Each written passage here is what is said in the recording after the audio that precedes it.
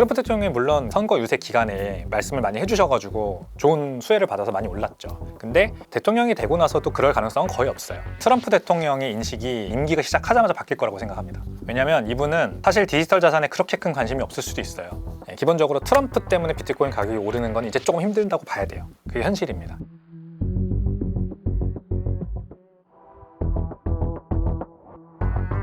네, 특별한 경제 강의 머니 특강. 안녕하세요, 주식초등학교 여러분. 저는 오늘의 특강을 맡은 백군종입니다.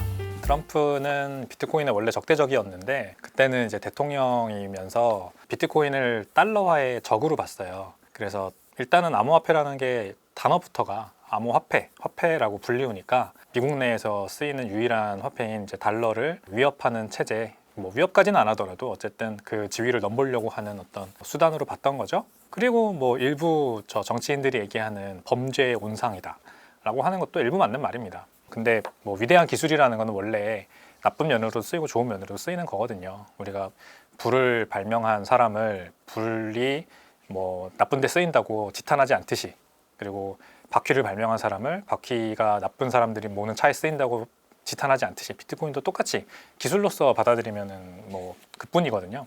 근데 이번에 이제 트럼프 대통령이 다시 2기 집권하면서 주변 참모들을 젊은 사람들 위주로 쫙 구성을 했단 말이죠. 먹고 사니즘이란 말이 있어요. 먹고 사니즘을 걱정했던 미국 MZ 세대들의 그 민주당 표를 공화당으로 데려오게 된 결정적인 계기, 그게 바로 이제 젊은 참모들의 중용이었습니다. 젊은 참모들이라고 하니까 이제 진짜 어린 사람들만 있는 것 같지만 사실상 그렇지 않은 사람도 있죠. 대표적으로 로버트 케네디 주니어 같은 사람이 이제 연세는 좀 있으시지만 원래 전통 민주당원이었으나 비트코인에 굉장히 큰 열의를 가지고 계신 분이었단 말이죠. 그 다음에 뭐 부통령인 제이디 벤스, 그리고 이번에 도지의 수장이 된 뭐 일론 머스크, 이런 분들 다 이제 비트코인을 뭐 간접적으로든 직접적으로든 굉장히 적극적으로 투자하고 뭐 또 옹호하는 분들인데, 이런 분들의 어떤 성향, 그리고 그동안에 해왔던 여러 발언들, 뭐 비트코인 관련된 여러 가지 자기가 하고 있는 사업이라든지 발언들이 다 이 먹고 사니즘을 걱정해서 누구를 찍을까를 고민했던 MZ세대한테 굉장히 크게 어필이 됐던 거예요. 그래서 이 트럼프가 비트코인 친화적인 입장으로 바뀌었어요. 왜냐하면 그게 표가 된다는 걸 알았고, 주변 자기가 중용한 참모들도 다 좋아하니까. 그리고 무엇보다도 이 비트코인이 이제 달러와 경쟁하는 게 아니라 상호 보완이라는 걸 알아차린 거예요. 왜 그러냐면 일단은 스테이블 코인이라는 게 중간에 매개체 역할을 잘했어요. 일단 비트코인은 항상 이걸 기억하시면 좋습니다. 비트코인 가격이 오를 때는 무언가의 시가총액이 같이 올라가요. 그게 바로 스테이블 코인입니다. 비트코인을 거래할 때 있어서 우리가 일반적으로 업비트 같은 거래소에서는 원화로 거래를 많이 하지만 그것보다 훨씬 더 큰 여러 역외 거래소들에서는요, USDT라고 불리우는 스테이블 코인이 대표적인 결제 수단으로 쓰입니다. 트레이딩을 하려면은 뭔가를 뭐 반대 매매할 수 있는 수단이 있어야 되잖아요. 근데 그게 바로 이제 대표적으로 쓰는 게 USDT고, USDT는 전체 스테이블 코인에서 차지하는 시가총액의 70%가 넘어요. 그러니까 독과점을 형성하고 있고, 요즘은 이제 국내 거래소에도 다 상장돼 있으니까 아마 아실 거예요. 신기한 거는 국내 거래소에서 USDT 가격이 1,500원입니다. 근데 $1 환율은 지금 1,460원이잖아요. 그러니까 이거는 이제 두 가지 해석이 있을 수 있는데, 그 시장 환율, 우리나라 외환 당국의 개입 없이 시장에서 환율이 정해진다면 이미 $1 환율은 1,500원이 넘었다라는 말도 될 수 있고요. 그게 아니다, 그냥 가상자산 시장에서 프리미엄이 붙었을 뿐이다 라고 해석할 수도 있는데, 저는 좀 전자에 가깝다고 생각하는 편입니다. 만약 우리나라 정부나 외환당국의 개입이 없다면 $1 환율은 지금 1,500원 바로 넘을 거라고 생각을 해요. 가상자산 시장이 그만큼 투명하거든요. 100% 리테일이고, 근데 이제 국내 투자자들의 이 달러에 대한 관심도가 워낙 높다 보니까 USDT 수요가 이렇게 폭증하지 않습니까? 근데 USDT가 계속해서 거래량이 올라가고 시가총액이 올라가면 같이 올라가는 게 바로 비트코인 가격이에요. 이 두 개는 아주 밀접한 상관성을 가지고 있습니다. USDT가 우리가 뭐 그냥 달러 투자하는 용도 아니면은 결제하는 용도 이런 거로 투자한다기보다는 비트코인 살려고 사는 자산이에요, 기본적으로. 그리고 비트코인은 한 번만 사고 말 거 아니니까 계속 USDT에 놔두고 있다가 비트코인 사고 또 비트코인 팔면 USDT로 가지고 있고, USDT로 비트코인 또 사고, 이렇게 트레이딩을 하는 사람들이 아주 많습니다. 아주 많다고, 전 세계적으로 제일 많다고 보시면 되고요.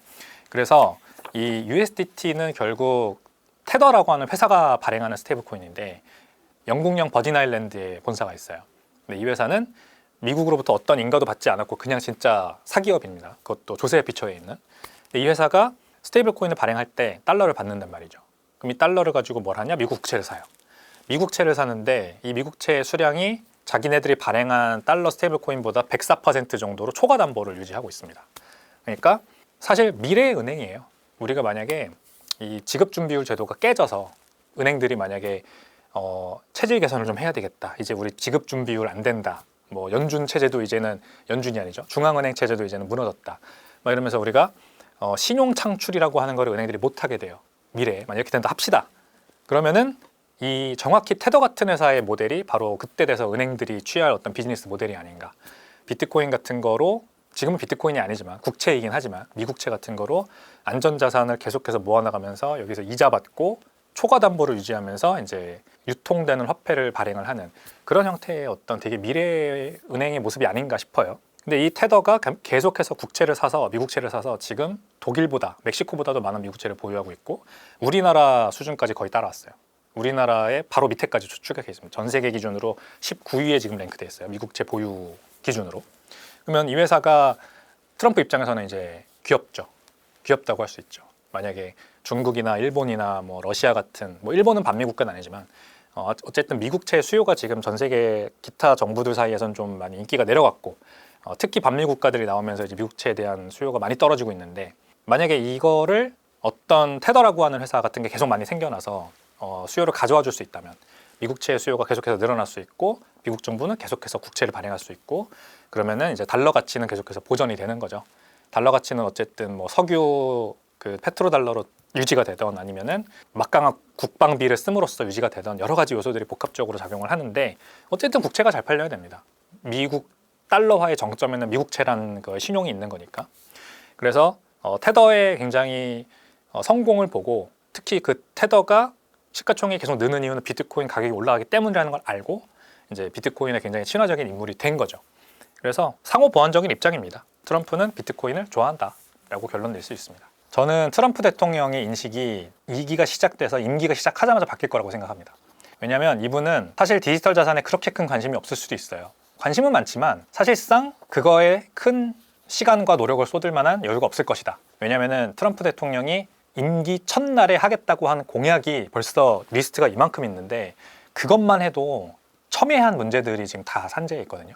비트코인은 그 리스트에 들어가 있지도 않아요. 그러니까 임기 첫날에 하겠다고 한 공약만 말씀드리는 겁니다. 비트코인 관련된 공약도 여러 개 했지만 그거는 결국 순위가 계속 후순위로 밀릴 수밖에 없어요. 첫 번째, 일단은 매스 디포테이션 하겠다. 그러니까 미국에 들어와 있는 불법 이민자들 다 내보내겠다, 추방하겠다 했죠. 근데 그것도 지금 그렇게 쉬운 일이 아닙니다. 그리고 멕시코에 장벽 지어야 되고 뭐 관세 높여가지고 반미 국가들, 중국 같은 국가들 벌해야 되고 막 이런 것들이 바로 시작될 텐데 이것만 해도 아마 민주당이 물론 지금 상하원 다 뺏기긴 했지만 반발이 엄청날 거고 그거를 이제 추진하는 데 있어서 디지털 자산을 사실 그렇게 크게 신경 쓰지 못할 가능성이 있어요. 두 번째로 첨예한 문제, 이건 민주당이 더 공들이고 있었던 것들인데 다양성 문제 건드렸잖아요. 이게 이제 2번 공약이거든요. 임기 첫날 없애겠다. 트랜스젠더 우리나라에는 성별 2개밖에 없다 이제부터. 그 다음에 여자 트랜스젠더가 여자 스포츠에 참여하지 못하게 하겠다. 뭐 이런 것들 다 시행하겠다고 했어요.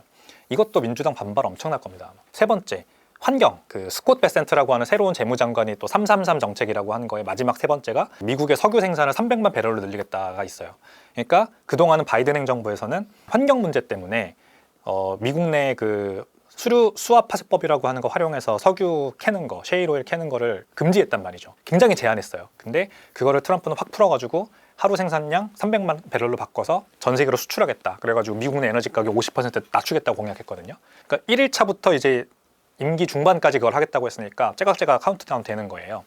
이런 것들 다 지키려면 이제 공약 이행하고 하려면 뭐 게다가 이것만 있는 게 아니잖아요. 지금 뭐 여러 가지 문제들 많은데 디지털 자산 관련된 게 지금 미국 내에 정말 경제 위기가 심각하게 발생한다거나 아니면은 뭐 달러 가치가 심각하게 폭락해서 진짜 대체 자산이 필요해진다거나 이런 게 아니라면 중요도가 계속해서 낮아질 수밖에 없다고 생각을 합니다. 그러면은 뭐 사실 트럼프 대통령이 직접 챙기기는 어려울 거라고 저는 보고요. 현실적으로 AI 디지털 자산 위원회라는 게 개설이 됐죠, 이번에. 신설이 됐죠. 그래서 거기에 장으로 임명된 데이비드 삭스라고 하는 사람이 페이팔 마피아 출신이죠. 이분이 이제 어떻게 하냐에 따라서 얼마나 적극적으로 이 상원과 하원을 잘 설득할 수 있는 시행안들을 잘 내놓냐에 따라서 상하원을 통과하는 속도가 빨라지겠죠. 근데 저는 현실적으로 2025년에는 안 된다. 특히 법안들, 상원에 계류돼 있는 뭐 FIT 21 같은 암호화폐 업권법 법안들이나 아니면 트럼프가 하겠다고 했던 비트코인 관련된 공약들이 2025년에 속도감 내서 확 통과되는 건 어려울 거라고 보고요. 2026년 정도 되면은 이제 본격적으로 논의되면서 뭐 언제 되네 막 이런 얘기가 나올 거라고 생각을 합니다. 그러니까 저는 기본적으로 트럼프 대통령은 인식이 비트코인에 관심 없을 거다. 그리고 그게 비트코인 가격에 그렇게 크게 영향을 미치지 않는다. 비트코인 가격은 트럼프 대통령이 물론 지금 열심히 그 선거 유세 기간에 말씀을 많이 해주셔가지고 좋은 수혜를 받아서 많이 올랐죠. 근데 대통령이 되고 나서도 그럴 가능성은 거의 없어요. 뭐 가끔 가다가 이제 트위터 같은 데다가 이제 말은 할 수 있죠. 트럼프 대통령 그 트위터 워낙 열심히 하니까. 그럴 때마다 비트코인 가격이 영향을 받겠지만 기본적으로 트럼프 때문에 비트코인 가격이 오르는 건 이제 조금 힘들다고 봐야 돼요. 그게 현실입니다. 이성적으로 봐야 돼요. 그러면은 비트코인 가격이 오르는 거는 원래부터도 그렇지 않았지만 2025년에도 마찬가지로 그 특정 정치인, 특정 정치 세력, 뭐 정당의 어떤 정책에 따라서 결정되는 게 아닙니다. 그냥 수요와 공급이 중요한 건데 일단 공급은 뭐 워낙에 투명하게 잘 알려져 있는 사실이니까 논외로 하고 수요가 어디서 발생하냐를 봐야죠. 근데 미국 경제가 굉장히 좋아요. 미국 경제 좋은 건 누구나 다 아는 사실이죠.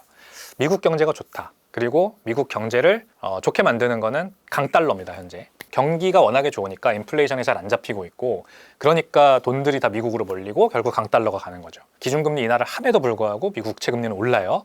그러니까 이런 경제 스트롱한 경제 상황을 반영하는 거거든요. 그러면은 인플레이션이 좀 발생을 하더라도 그리고 기준금리를 연준이 뭐 내리겠다고 한 만큼 많이 못 내리더라도 결국 비트코인에는 계속 돈이 들어온다 이렇게 볼 수 있어요. 트럼프 대통령이 무슨 얘기를 하던 뭐 안 하던 그런 거 상관하는 게 아니고 투자자들은 기본적으로 가장 강한 거에다가 투자를 하고 싶어하는 심리가 올해도 그랬고 내년에도 지속될 겁니다. 그냥 아무거나 막 가는 건 아니에요. 지난 2020년, 21년에는 그랬어요. 왜냐하면 돈이 무제한 양적 완화를 천명해서 막 풀렸으니까 그냥 좋은 얘기를 하고 좋은 미래가 조금이라도 그려지면 돈이 막 갔단 말이에요. 근데 지금은 경제 상황은 좋은데 그 선별적으로 돈이 흘러가는 시장이에요. 왜냐면은 아직도 그 기준금리는 4%대에 있고 그리고 은행금리도 4% 위에 있고 그래서 무제한 양적 완화 상황이 아니죠. 더 이상 약간의 족쇄가 채워져 있는 금융 지금 아직도 연준은 양적 축소를 하고 있고 이런 상황에서 경제만 좋은 거기 때문에 경기만 좋은 거기 때문에 돈을 쓴다 투자자들이 그러면은 제일 잘 나가는 거, 제일 센 거, 제일 스트롱한 거, 뭐 기업으로 치면은 순이익 영업이익 잘 나오는 거 앞으로도 계속 잘 나올 거 이런 것들로만 계속 돈이 흘러갈 겁니다. 비트코인은 지난 2년 동안 2023년, 24년 둘 다 S&P 500 지수, 나스닥 지수 함께 올랐잖아요. 비트코인이 뭐 영업이익도 없고 순이익도 없다고 얘기할 거면은 그러면 이 현상을 설명해야 됩니다. 왜 주가 지수와 같이 올랐나 그동안. 주가 지수는 그래 AI가 이끌었어. 뭐 매그니피센트 세븐 주식이 워낙 돈을 많이 벌었어. 그래 뭐 알겠어. 그럼 비트코인은 왜 올라? 어쨌든 같이 올랐단 말이죠. 금도 같이 올랐고. 그래서 25년에도 같은 양상이에요. 주식시장도 여전히 그 제일 잘 나가는 갈놈갈 주식들로 쏠림 현상 계속될 거고 그리고 저는 트럼프 대통령이 기본적으로 경기 관리를 잘할 거라고 생각합니다. 뭐 관세 뭐 이런 거 우려 많지만 경제 관료들 그 스콧 베센트 같은 사람들 임명한 거 보면 굉장히 잘할 거라 생각하고 그러면 스트롱한 미국 경기 안에서 비트코인 가격도 계속 잘 갈 수 있다. 그럴 가능성이 크다고 봅니다. 일단 트럼프 대통령 자체가 기업인 출신이지 않습니까? 근데 저는 기업인 출신 대통령으로서 당연히 일반인들이 생각하는 것과는 좀 다른 법에 대한 인식, 규제에 대한 어떤 인식이 있을 거라고 생각해요. 사업가들은 기본적으로 규제가 첫 번째가 아닙니다. 법을 지켜야 된다. 뭐 이런 게 첫 번째가 아니라 일단 돈이 되느냐. 그리고 뭐 얼마나 유지될 수 있느냐. 그리고 얼마나 그러니까 정확히는 황금률이라는 말이 있죠. 돈을 벌기 위해서 사업을 하는 사람은 없어요. 궁극적으로는 돈을 벌게 되지만 사업을 하는 사람들은 그 황금률을 지켰을 때 돈이 벌린다는 걸 너무 잘합니다. 그리고 트럼프가 바로 그런 인물이에요. 즉 자기가 어떤 가치를 사회에 제공했을 때 그만큼 더 많은 돈을 벌게 된다는 것을 직관적으로 아는 사람들이 사업가들이죠. 이 트럼프는 뉴욕 맨하탄의 스카이라인을 만든 사람이에요. 부동산 재벌이라고 표현하면 안 됩니다. 그냥 뭐 부동산을 물려받은 사람이 아니고 부동산 개발로 자기가 자수성가로 돈을 번 사람이에요. 물론 그 가족도 원래 돈이 많았던 가족이긴 하지만 이 사람이 다 읽은 겁니다. 이 자기 트럼프 때에 와서. 그러다 보니까 왜 안 돼? 라는 기본으로 깔려 있어요. 왜? 왜 안 돼? 그리고 미국은 기본적으로 이 네거티브 법 체계를 가지고 있고 일단 도전이나 어떤 새로운 거 시도하는 거에 있어서 굉장히 민간의 영역을 많이 보호해주는 민간의 자율권을 많이 보장해주는 그런 문화를 가지고 있잖아요. 그래서 뭐 글쎄요. 대통령이 이런 거 하면 안 된다라고 하는 그런 캐캐묵은 저는 캐캐묵었다고 생각합니다. 대통령이니까 이런 거 하면 안 돼. 그리고 이해상충, 이해충돌 이런 거 있을 수 있으니까 하면 안 돼. 왜 안 돼? 라고 하는 거에 질문을 하는 게 트럼프의 기본적인 성향이라서 이런 걸 한다고 생각해요. 트럼프가 직접 하는 건 사실 아니죠. 그리고 트럼프의 둘째 아들인 에릭 트럼프가 이제 나서서 이 월드 리버티 파이낸셜이라는 프로젝트를 진행을 하고 있는데, 이 친구는 이 디파이에 굉장히 열렬한 팬이에요. 디파이, 탈중앙 금융이죠. 그러니까 이 친구도 제가 방금 말씀드린 것처럼 은행 시스템에 대한 기본적인 불신이 있습니다. 그래서 탈중앙화 돼야 된다. 은행 시스템이 탈중앙화 되어야 이 금융 인프라라고 하는 어떤 필수제잖아요. 금융이라고 하는 필수제가 전 세계에 아직 금융 혜택을 받지 못하고 있는 사람들한테 돌아간다라고 하는 인식을 일단 가지고 있고, 그것 때문에 이거를 만들었다고 이제 자랑스럽게 홈페이지에 써놨죠. 그러면서 이제 자기 아버지 이름을 활용을 하는 거죠. 예, 그 팀 구성원 페이지에 들어가 보면은 자기 아버지, 자기 형, 그리고 자기 동생 배런 트럼프까지 이렇게 다 들어가 있거든요. 물론 이런 그림이 썩 좋아 보이진 않습니다. 그 자기가 어쨌든 뭐 심지어 자기 이름을 가리고더라도 탈중앙화 금융이라고 하면 누군가의 이름값을 빌려서 성공하면은 의미가 없죠.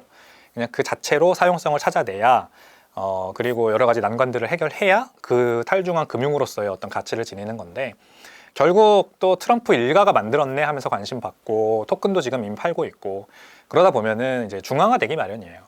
중앙화되면은 탈중앙화 금융이 아니라 그냥 금융 버전인, 그냥 기존 금융인데 디지털 자산 버전이 될 뿐입니다. 일단 저는 그렇게 일단 기본적인 시각을 가지고 있고요. 월드 리버티 파이낸셜도 스테이블 코인을 발행한다고 하죠. 그러니까 돈이 되는 걸 아는 겁니다. 테더사가 지금 그 USDT를 만든 테더사가 전 세계 직원이 한 100명밖에 없어요. 근데 지난 상반기, 올해 상반기 순이익이 52억 달러라고 합니다. 우리나라 돈으로 뭐 7조 원에 가깝죠. 근데 블랙록이라는 회사가 있잖아요. 비트코인 ETF 발행한 그 블랙록이라는 회사가 전 세계에 10만 명이 넘는 직원이 있는데, 그 회사가 테더보다도 더 적습니다. 41억 달러 정도 될 겁니다. 아마 올해 상반기 영업이익이. 그러니까 이 기본적으로 디지털 자산 시장에서 성공하면은 그렇게 크게 규모로 키우지 않고도 이 벌 수 있는 돈의 규모가 엄청나다는 걸 아는 거죠. 이 에릭 트럼프라는 친구가. 그래서 저기 아버지 이름을 활용해서 열심히 지금 그거를 하고 있는 거고, 스테이블 코인까지 이번에 발행을 해서 테더의 마켓 쉐어를 좀 가져오려고 하는 건데, 저는 그렇게까지 좋게 보지는 않습니다. 그리고 성공하지 못할 거라고 생각을 합니다. 테더가 성공한 이유는 완전히 탈중앙화되어 있기 때문에 사실 성공할 수 있는 거거든요. 우리가 뭐 인가 받았고, 미국의 뭐 정부의 인가를 받았고, 라이센스를 땄고, 뭐 어느 국가에서 뭐 합법적으로 통용되는 스테이블 코인이고, 다 말은 좋은데 기본적으로 스테이블 코인이라고 하면, 디지털 자산이라고 하면 약간의 익명성이 보장이 돼야 돼요. 그래야만 사람들이 돈을 거기다 넣어요. 왜? 나는 굳이 뭐 달러 예금 할 수 있고 다 할 수 있는데 은행 가서 그렇게 하지 않고 테더를 사는 이유가 있는 거예요. 거기에 100%는 아닐 수 있어요. 하지만 50%, 심지어 20%라도 달러를 사는 것보다 테더를 사게 되는 겁니다. 근데 트럼프 일가가 만든 스테이블 코인이 발행이 된다. 그래서 이게 뭐 어디 뉴욕주에 뭐 라이센스를 딴다든지 뭐 이렇게 되면, 또 이거를 투자하는 거는 그냥 은행에 계좌 개설해서 달러 사는 거나 마찬가지예요. 그렇게 되면은 인기가 그렇게 높아질 수가 없습니다. 테더가 지금 70%가 넘는 시장 점유율을 가지고 있는 이유는 영국령 버진 아일랜드에 본사를 두고 미국 정부의 그 어떤 보고도 하지 않고 있기 때문에 그 지위를 누리는 것도 분명히 있습니다. 그래서 만약에 뭐 트럼프 그 월드 리버티 파이낸셜이 발행한 스테이블 코인도 익명성을 보장하는 그런 어떤 역외 그 탈중앙화된 스테이블 코인이라면, 그러면은 뭐 비슷한 그런 효과가 있지 않을까, 테더와. 예, 그래서 그걸 앞으로 지켜보는 게 좋을 것 같습니다. 엄청나죠, 사실. 이거는 만약에 현실화 된다면은 그만큼 엄청난 파급 효과가 있을 겁니다. 일단 그리고 미국이 이거를 한다면 어떤 나라들도 가만히 있을 수 없다는 게 중요한 거죠. 우리나라가 한다 그러면은 굳이 따라하지 않을 나라들도 많겠지만, 미국이 전략적 비축 자산으로 비트코인을 선택해서 이제부터 모아나가는데 가만히 있을 수 있는 나라는 없죠. 왜냐면은 거의 대부분의 주요 선진국들의 현지 통화 가치가 다 달러화 환율에 굉장히 크게 영향을 받잖아요. 달러화 가치에. 달러화 가치가 어떻게 되냐에 따라서 그 나라 환율이 크게 출렁이기 때문에, 만약에 미국이 비트코인을 전략적 비축 자산으로 금처럼 뭐 석유처럼 모아나간다면, 이게 이제 달러와 가치 앞으로 어떻게 될지 모르죠. 달러 가치가 이것 때문에 더 올라갈 수도 있잖아요. 아니면 뭐 낮아질 수도 있지만, 어쨌든 그러면은 이제 그 주요 선진국들도 통화 가치 방어를 위해서 비트코인을 안 모을 수가 없습니다. 금도 그렇게 모았던 거고, 비트코인은 뭐 금보다 훨씬 모으기 쉬우니까 더 잘 열심히 적극적으로 모으겠죠. 그러면 비트코인 가격이 엄청나게 올라가겠죠, 당연히. 한국은행도 그런 비트코인 보유해야 한다라고 생각하시나요? 아마 할걸요. 미국이 정말 하면. 그 파월 의장이 페더럴 리저브 액트 때문에 그 법상으로 비트코인 보유 못한다라고 했잖아요. 그 내용을 뒤집어서 얘기해 보면, 법만 바꾸면 보유할 수 있어라는 얘기예요. 법이 문제다. 우리는 뭐 의견이 없다. 사실 이렇게 중립적인 입장 취했거든요. 그러니까 상원 하원에서 진짜 페더럴 리저브 액트 법을 바꿔서 연준이 보유할 수 있는 그 자산 리스트가 있어요. 그 법안 안에 뭐 금괴, 금 파생 상품, 기타 등등 미국 국채 이런 것들이 있는데 거기에 비트코인만 넣어주면 그러면은 그 연준이 이제 진짜 그 뉴욕 연방준비제도 은행 지하에 금괴 8천 돈 보관하고 있다 하잖아요. 누구도 눈으로 본 적은 없지만 그것처럼 비트코인을 이제 보유할 수 있는 거죠. 그리고 이제 시니티아 러미스 의원의 법안에 따르면은 매년 20만 개씩 산다. 그래서 100만 개까지 늘리고 그걸 20년 동안 안 판다. 이런 법안이잖아요. 그러면은 이제 한국은행은 당연히 가만히 있을 수 없죠. 우리나라 한국은행이 어떤 곳인데 미국 연준이 기준금리 내리면 내리고 올리면 올리고 따라갈 수밖에 없는 입장인데 비트코인을 안 사고는 뭐 안 살 수가 없을 겁니다. 가정일 뿐이지만 만약에 미국 정부가 가지고 있는 20만 개 플러스 알파 뭐 120만 개라고 할까요? 그러면 120만 개를 다 판다. 그러면은 뭔가 일이 있었겠죠. 그만한 엄청난 이유가 있을 거라고 생각을 합니다. 미국이 그동안 금을 8,000톤이나 보유하면서 한 번도 안 판 적은 없겠지만 어쨌든 그 높은 보유량을 유지하고 있는 거는 금 자체가 굉장히 하드머니, 스트롱한 머니이기 때문에 가지고 있어야만 한다는 인식도 있지만 굳이 팔 필요가 없기 때문도 있어요. 근데 비트코인도 어쨌든 필요해서 사놓고 그렇게 다 팔아야 되는 상황이 20년 뒤에 온다면 미국이라는 나라가 아마 굉장히 상황이 안 좋은 상황일 거예요. 그래서 꼭 비트코인을 팔던 안 팔던 그때는 모든 비트코인을 비롯한 모든 자산 가격이 다 떨어지겠죠. 그래서 미국 정부가 저는 기본적으로 준비 자산의 비트코인을 편입해서 법안을 신시아 러미스 의원의 법안을 가장 라이트하게 시작할 수 있는 버전이 바로 지금 보유하고 있는 20만 개 그거부터 연준의 자산 목록 안에 넣고 보관하는 거라고 생각을 합니다. 지금은 몰수 자산이기 때문에 언제 팔아도 사실 이상할 게 없는 상황이거든요. 근데 그거를 영원히 국고로 귀속시키고 그거를 연준의 보유 자산으로 등재를 해서 아예 가지고 있으면은 이제 이거부터 사실 되게 라이트한 버전의 국가적 전략적 비축 자산이 되는 거죠. 그래서 거기에 플러스 알파로 신시아 러미스의 그 비트코인 액트 2024라고 하는데 나온 것처럼 이제 매년 20만 개씩 사는 게 실행이 되면은 더 비트코인의 위상이 상승하는 겁니다. 모르시는 분들을 위해서 소개를 해드리면 일론 머스크는 테슬라의 결제 수단으로 비트코인을 한번 채택한 적이 있어요. 그러다가 비트코인 채굴이 환경에 너무 많은 악영향을 미친다 이래가지고 이제 결제를 취소했죠. 그때 비트코인 가격 많이 떨어졌어요. 거의 뭐 6만 불에서 3만 불까지 막 떨어졌는데 그리고 나서 뭐라고 공약을 했냐면 비트코인 채굴이 다시 70% 이상 친환경 전기로 채굴되면은 내가 테슬라 결제 수단으로 다시 받겠다. 이렇게 자기가 자기 입으로 얘기를 했어요. 근데 지금 이제 케임브리지 대학교, 영국 케임브리지 대학교의 그 정기적으로 발행하는 비트코인 채굴 보고서에 보면은 이미 70% 이상 친환경 전기로 만들어지고 있다라고 보고서가 나오고 있거든요. 그래서 이걸 가지고 일론 머스크한테 계속 압박을 하는 사람들이 있어요. 너 빨리 약속시켜 이러면서. 근데 아직까지 그냥 묵묵부답으로 사실상 일관하고 있는데 어쨌든 테슬라든 스페이스X든 아니면은 일론 머스크가 가지고 있는 어떤 기업이든 비트코인을 어떤 형식으로든 결제 수단이든 아니면은 뭐 다른 용도든 도입하는 건 저는 시간 문제라고 생각을 합니다. 저는 일단은 도지코인 같은 경우에는 이 일론 머스크가 그냥 암호화폐에 관심을 표출하는 하나의 수단이라고 봐요. 도지코인 자체로 뭔가 엄청 위대한 걸 하겠다라는 목적보다는 그 이념, 컬트라고 하거든요. 종교적인 어떤 색채를 가지고 있는 암호화폐라고 하는 큰 커뮤니티가 이래야만 하는 거 아닐까? 라는 관점에서 도지를 굉장히 좋아해요. 비트코인도 그런 컬트가 있어요. 종교적인 색채, 그냥 믿음. 도지코인도 약간 믿음이거든요. 제가 아까 말씀드렸죠. 이거는 증권도 아니고 비트코인 같은 어떤 원자재도 아닌데 도대체 뭐냐? 근데 그 자체가 그냥 믿음이에요, 믿음. 귀여워. 여기서 시작한 믿음. 근데 이 믿음이 이제 암호화폐의 어떤 그 사이퍼 펑크라고 하는 반체제적인 테마와 너무나도 잘 맞아 떨어지는 거죠. 그래서 일론 머스크는 그냥 그래서 이걸 좋아하는 거고 계속해서 얘기를 하는 거거든요. 근데 도지코인이라고 하는 하나의 큰 마케팅 수단에 암호화폐의 어떤 좋은 마케팅 수단에 그 언더에는 빙산의 일각이 도지코인이라면 그 물 밑에는 더 큰 부분을 차지하는 게 바로 비트코인이에요. 그러니까 일론 머스크가 도지코인을 계속해서 얘기하고 홍보해주고 막 좋다고 실링하면 실링할수록 사실상 비트코인, 물 밑에 있는 비트코인에 더 많은 사람들이 인입되게 되는 효과가 있는 거죠. 마케팅 채널의 역할을 도지코인이 해준다는 거죠, 한마디로. 그리고 그 마케터는 바로 일론 머스크고, 일론 머스크가 그래서 이 정보 효율성 장으로서 성공을 하든 테슬라, 스페이스X, 뉴럴링크 같은 기업의 수장으로서 앞으로도 계속해서 성공을 하든 어떻게든 아무튼 굉장히 난 놈이라는 건 증명을 했잖아요. 심지어 야, 정치공학적인 계산도 잘하네. 공화당의 100% 몰빵 그랬는데 대통령이 당선이 돼버렸네. 그래서 대박이네. 이제 이 사람은 증명할 거 다 증명했어요.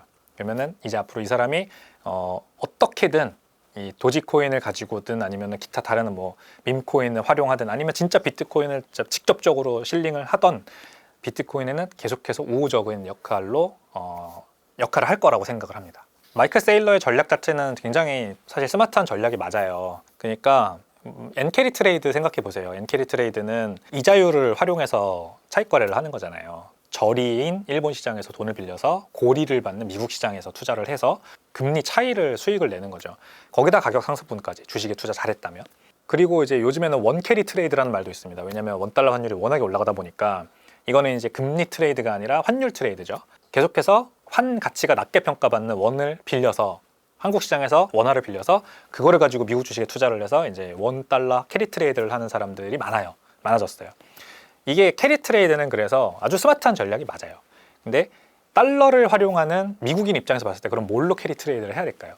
당연히 하드머니, 경화를 찾아가지고 투자를 해야겠죠.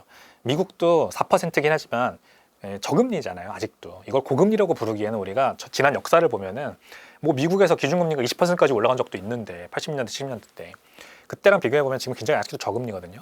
이 시장에서 돈을 빌려서 무한히 풀리는 달러잖아요. 또 게다가 이거를 자금 조달을 해서 더 훨씬 연평균 60%의 수익률이 나는 뭔가에다 투자를 하는 건 아주 스마트한 전략은 맞아요.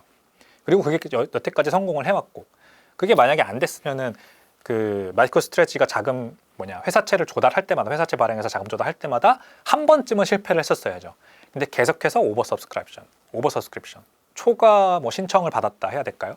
그렇게 아무튼 더 많은 그 시장의 열기가 아무튼 이 상품에 대한 시장의 열기가 엄청나고 게다가 마이크로 스트래티지 같은 기업들이 늘어나잖아요. 그 전략을 따라하는 기업들이 늘어나고 있어요. 일본의 메타플래닛, 뭐 미국에는 셈라 사이언티픽 이렇게 뭐 처음 들어보는 기업들이 막 똑같은 전략을 취하면서 전환사채 발행하고 비트코인 사죠.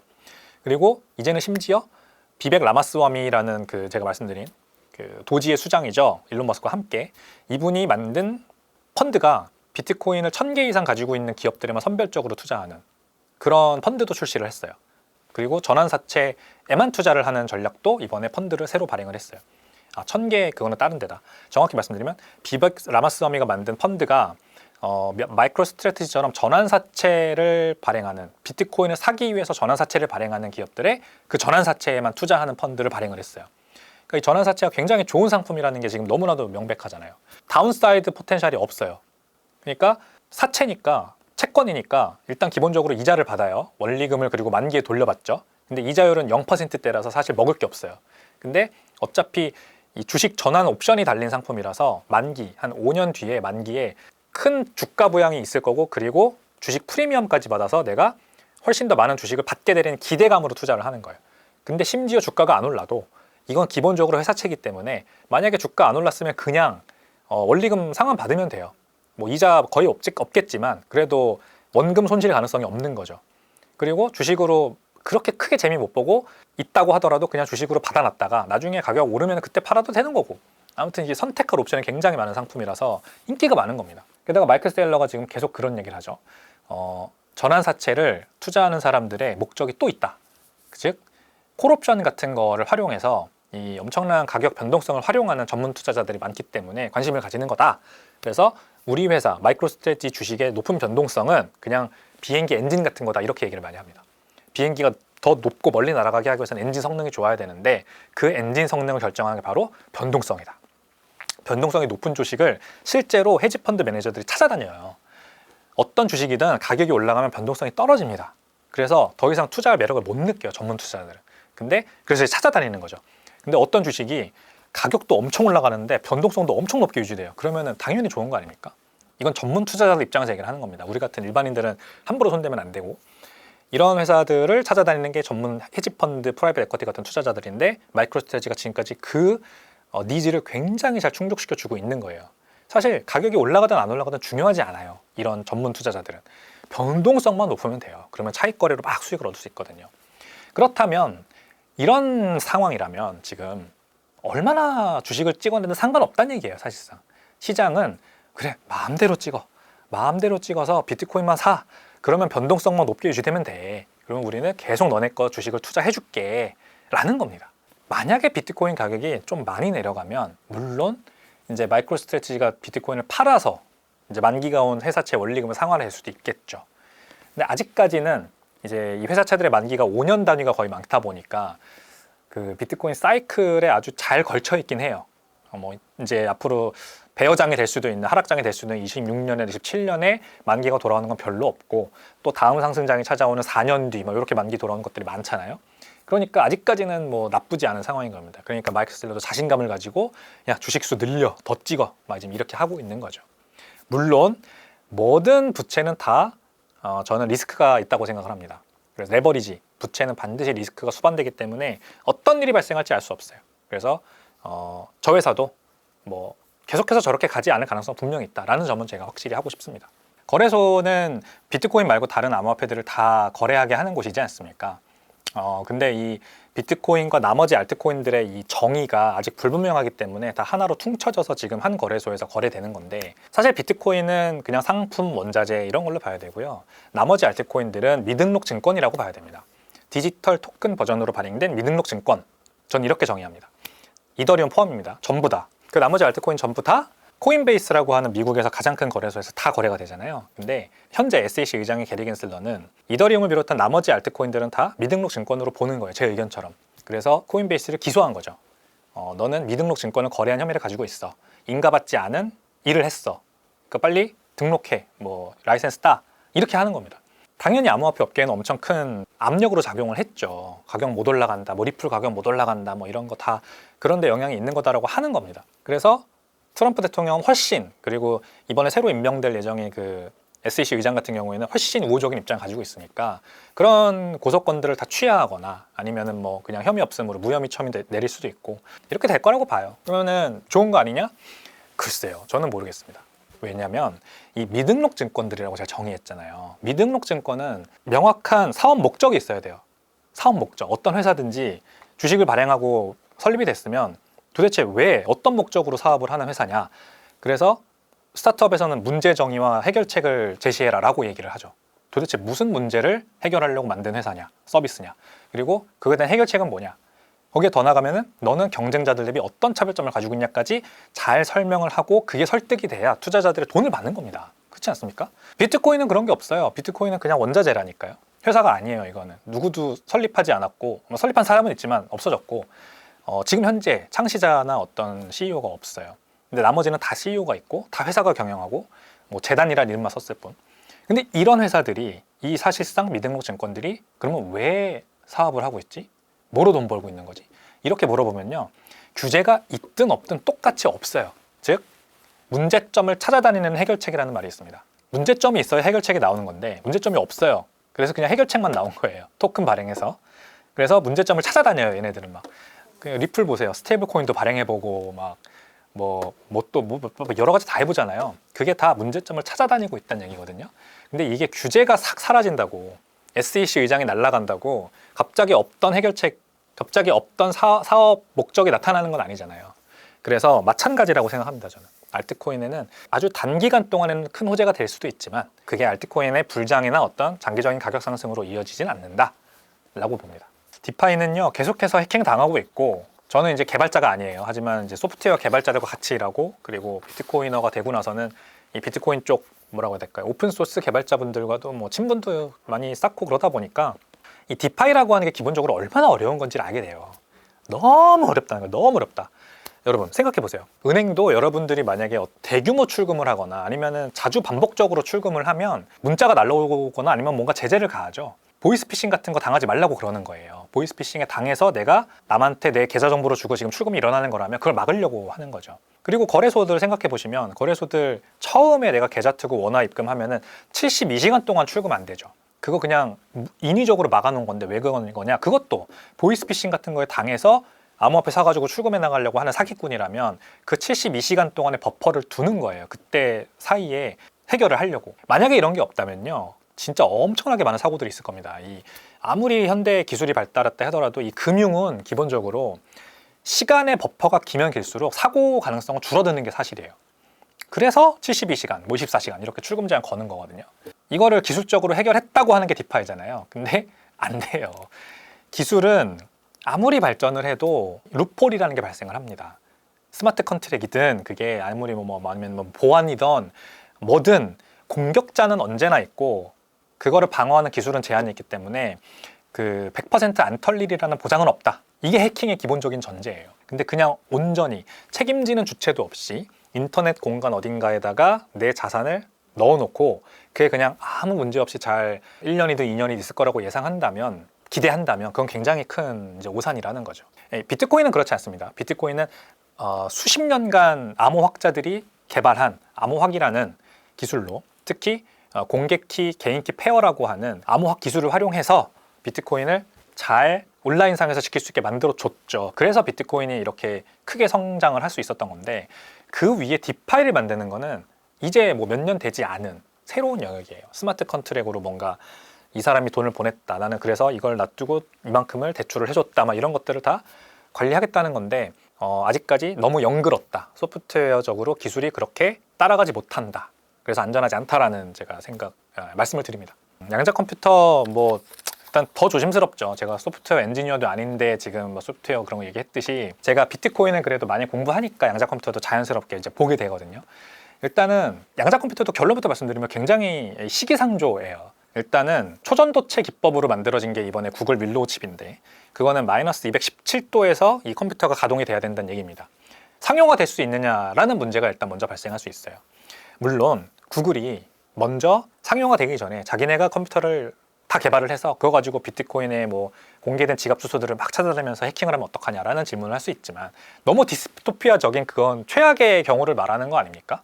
그런 경우는 우리가 일단은 좀 논외로 하자고요.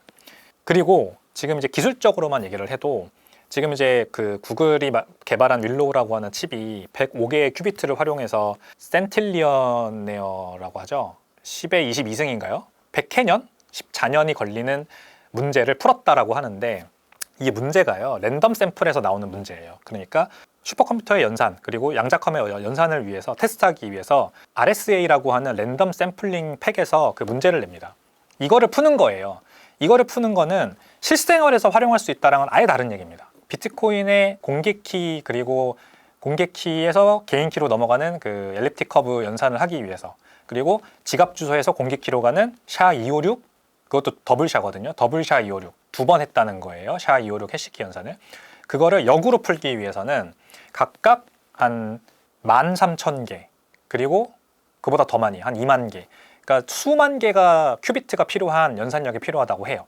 제가 말씀드렸죠. 구글 윌로우 칩은 105개의 큐비트가 사용이 됐어요. 그래서 그냥 무어의 법칙을 적용해 보더라도 105개의 큐비트가 몇만 개의 큐비트까지 늘어나려면 무어의 법칙 4년에 한 번씩 컴퓨터 연산력이 2배씩 좋아진다라고 하는 그걸 적용하더라도 수십 년이 걸리는 문제예요.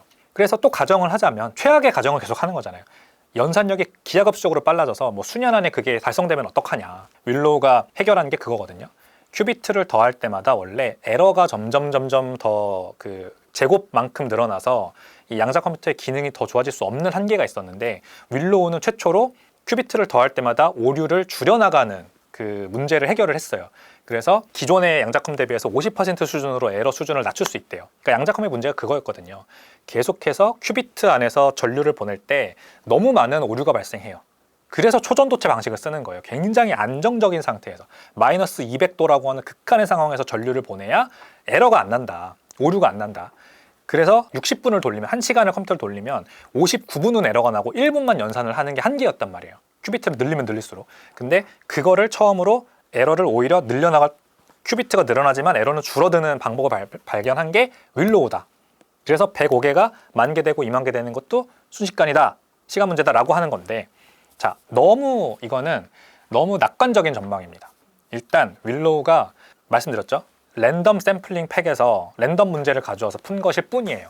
실생활에서 양자컴이 활용될 수 있는 분야, 뭐 암호화폐에 공개키 암호를 푼다, 또는 날씨를 맞춘다, 예상한다, 교통 체증 현황을 분석해가지고 가장 빠른 최적화 루트를 찾아낸다, 이런 것들은 다 비결정론적 영역이라고 해서 양자컴이 잘 활용될 수 있는 분야인데, 이런 분야의 문제를 풀려면 이거에 맞는 알고리즘이 개발돼야 돼요. 그러니까 양자컴 혼자 그냥 가가지고 붙인다고 해서 풀 수 있는 게 아니라는 거예요. 이 문제, 어떤 특정한 문제를 풀 수 있게끔 알고리즘을 개발해줘야 여기에 맞춰서 양자컴이 큐비트를 활용해서 연산을 하는 겁니다. 근데 이런 알고리즘은 아직 개발된 게 없어요. 양자컴 자체만 지금 개발하고 있는 겁니다. 그래서 이것도 또 몇 년이 걸릴지 모르는 일이고요. 마지막으로 말씀드리고 싶은 거는, 사토시 나카모토도 처음에 이미 비트코인 백서를 발행했을 때 이 문제를 알았어요. 2010년도에 비트코인 포럼에다가 비트코인의 암호 체계를 위협하는 기술이 나올 가능성이 있다라고 하는 그 글도 남겨놨어요. 그래서 그때부터 이미 처음 비트코인이 나왔던 2010년대부터 비트코인 그 오픈소스 개발자들은 양자 컴퓨터 개발에 대항하기 위한 역양자 기술, 역양자 암호화 기술을 개발을 하고 있어요.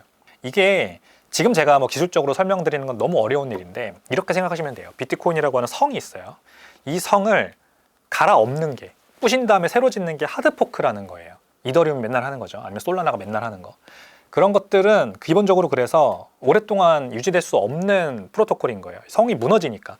근데 이 양자컴에 대응하기 위한 업그레이드를 한다는 거는요, 성을 부시고 새로 만든다는 게 아니라 이 성에 들어가는 문을 더 튼튼하게 개보수하는 거를 얘기하는 거라 이렇게 이해하시면 됩니다. 예를 들어 이런 게 있습니다. 양자컴이 만약에 어떤 특정 그 지갑 주소를 연산을 하기 시작했다. 그러면은 이거를 그냥 아예 무력화시키는, 공격하는 그런 기술도 지금 비트코인 쪽에서 개발되고 있고요. 그 다음에 우리가 만들어서 쓰고 있는 그 비트코인 지갑 주소, 이게 이제 256비트짜리 SHA-256 해시 알고리즘으로 만든 지갑 주소거든요.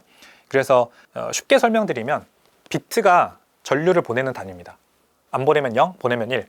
그래서 컴퓨터는 0, 1, 0, 1, 0, 1 비트로 만들어진 코딩 언어를 활용해서 만들어지죠. 전류를 보내고 안 받고 이걸 활용해서.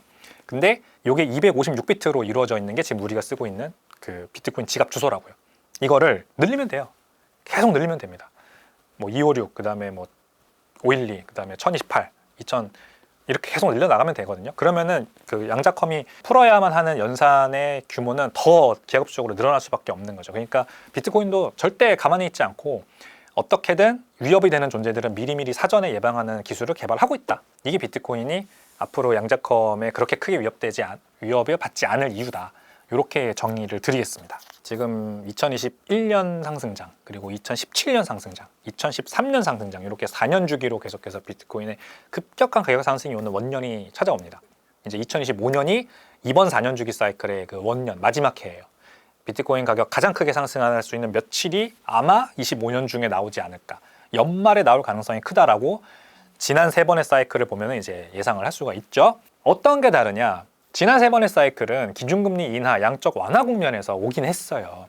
그래서 돈의 양이 많이 풀려 있을 때, 그리고 기본적으로 사람들이 낙관하는 마음을 가지고 투자를 했을 때 항상 미국 대선이 오고 그 같은 해에 비트코인 반감기가 오고 그래서 수요가 증가하고 가격이 올랐다는 거죠.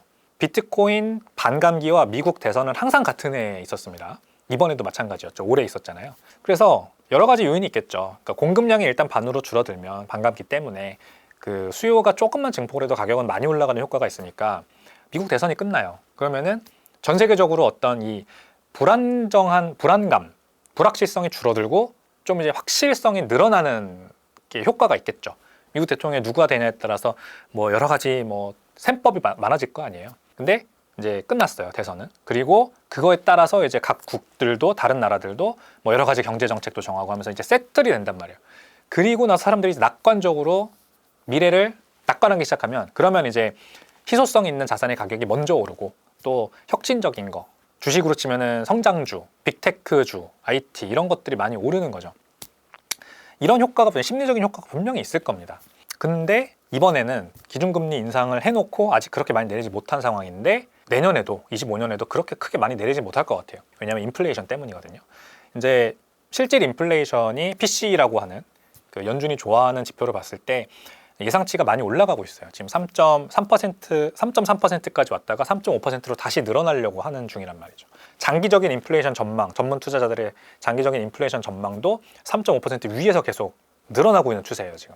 그러니까 아니 잡힌다며 2%까지 지금 연준의 인플레이션 타겟이 잡혀 있고 이거로 계속 가는 추세였는데 지금 다시 픽업해서 올라가는 모습을 보이니까 이번 12월 FOMC에서 연준이 약간 너무 어려웠다 이번에. 그리고 내년에도 이제 기준금리 인하 그렇게 많이 할 필요 없을 것 같다 하면서 한 2번 인하 정도로 이제 예상을 했지 않습니까? 그래서 이제 불확실성이 더 커졌어요. 근데 어떤 해든 내년은 이럴 거야라고 확실하게 우리가 확신을 가지고 투자한 적은 없어요.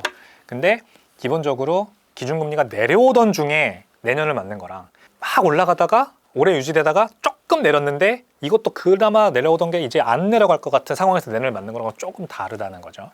이게 이제 비트코인이 과연 예년 같은 폭발적인 가격 상승이 올 거냐라고 하는데 질문을 던지는 겁니다. 근데 저는 제 이제 대답을 그래서 말씀을 드리면 저는 올 것 같습니다. 왜냐하면 비트코인만 이제 선별적으로 오를 거라는 얘기를 드리고 싶은 거예요. 원래는 비트코인 많이 오르면은 이제 암호화폐 나머지 알트코인들 가격도 막 갔는데 그게 이제 기본적으로 양적 완화 국면에서 그렇게 될 수 있는 거고, 이런 상황에서는 갈론만 갑니다. 비트코인이 대장주고 암호화폐 대장주고, 이거는 암호화폐 그냥 빼더라도 비트코인이라고 하는 게 너무 투명한 공급 스케줄 통화 정책을 가지고 있다 보니까 불확실성이 커질 때는 이런 거에 돈이 몰릴 수밖에 없다고 생각해요, 기본적으로. 그래서 금에 대한 수요도 그렇게 전 세계적으로 늘어나는 거죠. 그럼 비트코인도 폭발적인 가격 상승이 올지 아니면 점진적으로 올라갈지 그거는 제가 잘 모르겠으나 예년처럼 많이 오르긴 할 거다라고 생각을 기본적으로 하는 거죠. 그 펀드 매니저들이 많이 한다는 말이 있어요. 승자 비중을 늘리고 패자 비중을 줄여라. 25년도 경기를 전망할 때 투자 전략을 얘기할 때 그 얘기를 많이 한대요. 미국에서 이거를 제가 팟캐스트를 보면서 배운 건데, 승자 비중을 늘리고 패자 비중을 줄이는 한 해. 그러니까 내년에는 더 선별성이 심해진다는 거거든요. 그럼 지금 이제 비트코인을 살까 말까 하시는 분들 이렇게 생각하실 수 있죠. 비트코인 너무 많이 오르지 않았나? 비트코인 말고 앞으로 갈 거, 이더리움, 뭐 리플, 아니면 솔라나 이런 거를 한번 담아볼까? 이렇게 생각하실 수 있겠죠. 아니면 안정적으로 하시려고 하는 분들은 비트코인 뭐 한 50%, 이더리움 뭐 한 80%, 나머지 20% 알트코인 뭐 이렇게 하시려고 하는 분들도 있을 거예요. 근데 제가 지금 말씀드리는 거는 정확히 그게 아니라는 걸 말씀드리는 거예요. 펀드 매니저들이 보는 내년의 투자 트렌드는 승자 비중을 오히려 늘려라. 뭐하러 분산 투자를 하냐. 안 갈 텐데 그렇게 본다는 거거든요. 아니, 틀릴 수 있어요. 저도 틀릴 수 있고 저도 100% 맞다는 보장은 없지만, 제가 그리고 비트코인 뭐 맥시멀리스트라고 주변에서 부르시니까 제가 많이 편향돼 있을 수 있어요. 근데 저는 저 같으면은 비트코인만 살 것 같아요. 그냥 암호화폐를 굳이 투자하실 거면 비트코인만 사고 나머지 알트코인은 그냥 쳐다도 보지 마라. 가격 변동성이 예전처럼 우리가 막 기대하는 그런 알트코인 불장, 알트 시즌 막 이런 게 오지 않을 수도 있다. 비트코인은 가는데 24년에도 계속 그랬잖아요. 비트코인은 가는데 솔라나 정도만 뭐 비트코인 상승률 상회하고 나머지 이더리움 같은 거 보세요. 지지부진. 밈코인만 막 오르고. 그러니까 이런 거를 선별적으로 투자하는 거면은 당연히 그런 능력이 있으시면 해도 되는데, 그런 게 없다면, 그런 게 없어요. 대부분의 사람들은 없다는 거죠. 저도 없어요, 그런 능력은. 뭐가 오를지 어떻게 해요? 밈코인이 오를지 내가 어떻게 알아요? 무슨 밈코인이 오를지 어떻게 하냐고.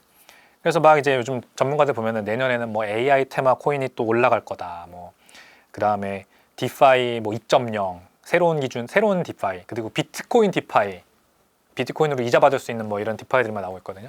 이런 거 좋을 거다 막 이러는데, 저는 그런 거보다는 그냥 비트코인을 꾸준히 모아나가는 전략이 내년에도 계속 수익률이 좋을 거라고, 제일 좋을 거라고 생각을 합니다. 지금 사신다? 그러면은 비트코인만 사시는 걸 저는 추천드립니다. 네, 이제 미국 주식, 미국인들 같은 경우는 이제 미국 주식 자기네들 뭐 스파이나 이런 걸 그냥 죽을 때까지 계속 모아가다가 나중에 이제 연금으로 쓰잖아요, 그거를 연금처럼. 그렇죠. 그러면 만약에 이제 비트코인을 그런 식으로 좀 접근해 보면 좀 어떠신 거 같아요? 어떤 거? 너무 좋은 전략이죠. 너무 좋죠. 맞습니다. 제 지인이 있는데 이제 한국인인데 미국에서 직장을 다니셔가지고 그 퇴직연금을 거기에다가 해놨어요. 근데 퇴직연금을 몇 년 안 되긴 했지만 아무튼 미국에 직장을 다닐 동안 매년 모았던 퇴직연금을 국가에서 넣는 거, 그다음 자기가 이제 넣는 거, 회사에서 넣는 게 다 있는데 자기가 이제 컨트롤할 수 있는 그래서 퍼센티지가 있더라고요. 그거를 다 비트코인 ETF랑 마이크로 스트레이트 주식에다가 넣었더라고요. 근데 그게 4년 전이에요. 그래서 그게 지금 대박이 난 거죠. 비트코인 가격도 대박 났고 마이크로 스트레이트 가격은 더 올라갔잖아요. 너무 부럽더라고요. 근데 이게 퇴직연금이라서 건드리진 못해요. 근데 이제 이 친구는 아무튼 은퇴할 나이가 됐을 때 그거 돌려받으면은 자산가의 반열에 오를 수 있는 거잖아요. 그게 바로 비트코인의 매력인데, 거래소에서 비트코인을 직접 사면 장기 투자하기가 어려워요. 왜냐면 가격 너무 많이 왔다 갔다 하고 거래소에서도 앱에서도 알림 계속 주고 막 이러면서 장기 투자가 기본적으로 너무 어려운 자산인 건 맞아요. 접근성이 너무 좋기 때문에. 부동산 같은 거는 우리가 한번 딱 등기 계약서 맺고 등기 올리면 쉽게 팔 수 없잖아요. 내가 팔고 싶어도. 그래서 강제 장투를 하게 되는 효과도 분명히 있단 말이죠. 그리고 말씀하신 스파이 같은 거 미국인들이, 우리나라 분들도 마찬가지고 노후 자금을 마련하기 위해서 묻지마 그냥 투자한다. 이게 중간에 이렇게 되더라도 그냥 가지고 있다 보면 어차피 올라가 있으니까 그 장투 효과가 분명히 발휘가 되는 거란 말이죠. 근데 비트코인은 그게 좀 너무 어려웠는데 미국은 그게 퇴직연금 계좌로 그 401k 계좌로 살 수가 있기 때문에 그게 가능해졌고 비트코인 ETF 나오고 마이크로 스트래티지 같은 주식 나오면서 우리나라도 그러니까 이게 빨리 되는다 생각합니다. 우리나라도 퇴직연금, 연금저축 펀드 저 둘 다 가지고 있거든요. 근데 둘 다 미국 주식 펀드에만 투자할 수밖에 없어요. 개별 주식도 안 되고. 근데 이 펀드에 이제 비트코인을 담을 수 있게 되면 너무 좋다고 생각을 하고 우리나라 사람들의 이 노후 준비, 노후 자산 준비에 아주 큰 기여를 할 거라고 저는 분명히 믿습니다. 저도 사실 그렇게 못하고 있기 때문에 제가 그렇게 하는 거는 너무 힘들 것 같고 저도 100%까지 비트코인을 가지고 있지는 않고요. 대략 한 60-70% 정도 됩니다. 전체 자산 100%에. 그 나머지는 뭐냐? 일단은 달러를 가지고 있어요. 달러 예금. 달러 예금을 왜 가지고 있냐? 이제 비트코인 가격 폭락했을 때 살려고 현금성 대기 자산을 가지고 있는 건데 원화로 가지고 있기 싫은 거예요. 그래서 달러로 가지고 있는데 그걸 잘했죠. 달러 가격 많이 올라가지고 그거 자체만으로도 수익률이 괜찮아요 지금. 그래서 요즘 은행 가시면 달러 예금 상품 한 연이자로 3% 줄 거예요. 근데 제가 처음 가입할 때는 5% 줬거든요. 이자도 좋았어요. 근데 3%로 내려갔지만 그래도 저는 1년 더 연장을 하고 막 이렇게 하고 있습니다. 비트코인 가격 폭락할 때가 언젠가 옵니다. 그때 싸게 주워 담으려고 모으고 있는 거고요. 그리고 미국 주식도 좀 가지고 있어요 저는. 미국 주식도 저는 제가 되게 좋게 보는 주식들이 몇 개 있는데 장기적으로 비트코인 같이 그 트렌드, 비트코인을 가격을 우상향시켜주는 트렌드가 있거든요. 경제 트렌드. 그 트렌드 안에서 또 주목받을 주식들이 분명히 있다고 생각하고 얘네들도 비트코인이랑 똑같이 그냥 목돈 넣어놓고 가만히 보고 있습니다. 그냥. 그리고 돈 필요하면 가끔 조금 팔긴 하는데 그 정도. 그리고 이제 퇴직연금 계좌 연금저축펀드 제가 말씀드렸죠. 그것도 당연히 목돈이 들어가 있고. 네, 비트코인의 100%는 생각보다 어렵습니다. 그냥 비트코인으로 다 내 자산을 몰빵해 놓으면 얼마나 재미없어요. 그러니까 팔아야 된다고 생각을 자꾸 한단 말이에요, 사람들이. 그러지 말고 그냥 약간의 분산 투자를 해놓는 거는 이제 정신 건강 차원에서는 좋다고 생각을 합니다.